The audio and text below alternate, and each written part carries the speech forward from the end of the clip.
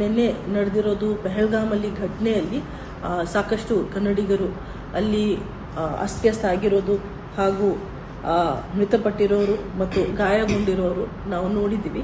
ನಮ್ಮ ಕಲಬುರಗಿ ಜಿಲ್ಲೆಯಿಂದ ನಾವು ಸತತವಾಗಿ ನಿನ್ನೆ ರಾತ್ರಿಯಿಂದಾನೇ ಸ್ಟೇಟ್ ಟೂರಿಸಂ ಡಿಪಾರ್ಟ್ಮೆಂಟ್ ಆಗಲಿ, ಬೇರೆ ಬೇರೆ ಟೂರ್ ಆಪರೇಟರ್ಸ್ ಆಗಲಿ, ನಮ್ಮ ಎಲ್ಲ 11 ತಹಸೀಲ್ದಾರ್ಗಳು ಆಗಲಿ, ಪೊಲೀಸ್ ಕಮಿಷನರ್ ಆಫ್ ಪೊಲೀಸ್ ಇರಬಹುದು, ಸೂಪರಿಂಟೆಂಡೆಂಟ್ ಆಫ್ ಪೊಲೀಸ್ ಇರಬಹುದು, ಎಲ್ಲರ ಕಡೆ ಮಾಹಿತಿ ಸಂಗ್ರಹಣೆ ಮಾಡಿದ್ದೀನಿ. ಆಸ್ ಆಫ್ ನಾವು ಯಾರೂ ಇಲ್ಲ ಅಂತ ಮಾಹಿತಿ ನನಗೆ ಬಂದಿದೆ.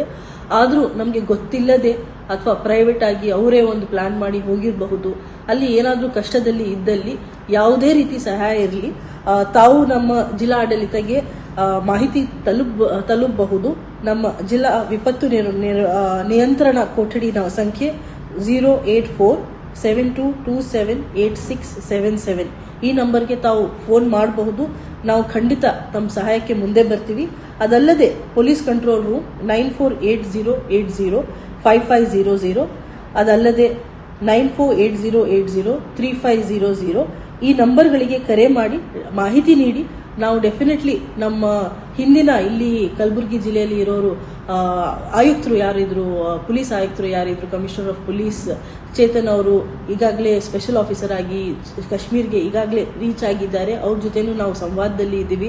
ಯಾವುದೂ ರೀತಿ ಸಹಾಯ ಮಾಡಿದ್ದಲ್ಲಿ ನಾವು ಮುಂದೆ ಬಂದು ಜಿಲ್ಲಾಡಳಿತ ವತಿಯಿಂದ, ಸರ್ಕಾರ ವತಿಯಿಂದ ಡೆಫಿನೆಟ್ಲಿ ತಮಗೆ ಹೆಲ್ಪ್ ಮಾಡೋಕ್ಕೆ ಇಷ್ಟಪಡ್ತೀನಿ. ತಮಗೆ ಏನಾದರೂ ಮಾಹಿತಿ ಇದ್ದಲ್ಲಿ ಈ ನಂಬರ್ಸ್ಗೆ ತಾವು ಕಾಲ್ ಮಾಡಬಹುದು.